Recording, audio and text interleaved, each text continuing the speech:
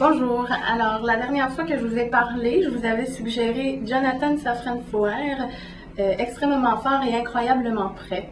C'était une lecture que j'avais adorée et suite à celle-là, on m'avait suggéré de lire L'histoire de l'amour de Nicole Krauss. J'avais très hâte de le lire.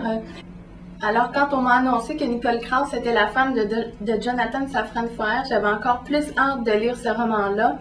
Ça m'a pris une journée de congé et c'était terminé parce que j'ai pas pu lâcher ce roman-là, ce qui est un peu dommage parce que je crois qu'il aurait gagné à maturer un petit peu dans mon esprit. Mais c'était une lecture vraiment fabuleuse qui se divise en 3 chapitres qui vont toujours s'entrecouper. Il y a un vieil écrivain qui est sur le bord de mourir et qui vit seul. En fait, il n'est plus capable d'écrire. Il a écrit un roman dans toute sa vie, mais il l'a perdu.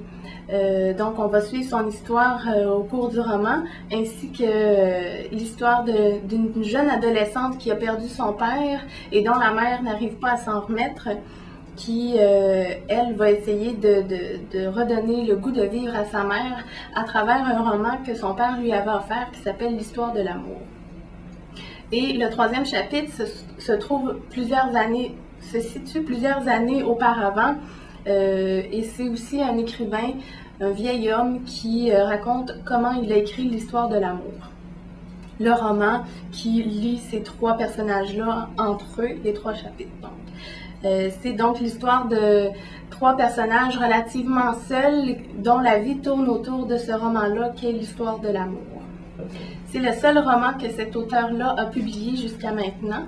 On l'a par contre comparé à Zadie Smith qui en a écrit, elle, quelques-uns, mais dont on sent vraiment plus l'ancrage américain là, dans ces romans de Zadie Smith. Mais pour Nicole Krauss, qui est une auteure de New York, on ne sent pas du tout la présence vraiment intense du sol américain. C'est vraiment plus un roman universel.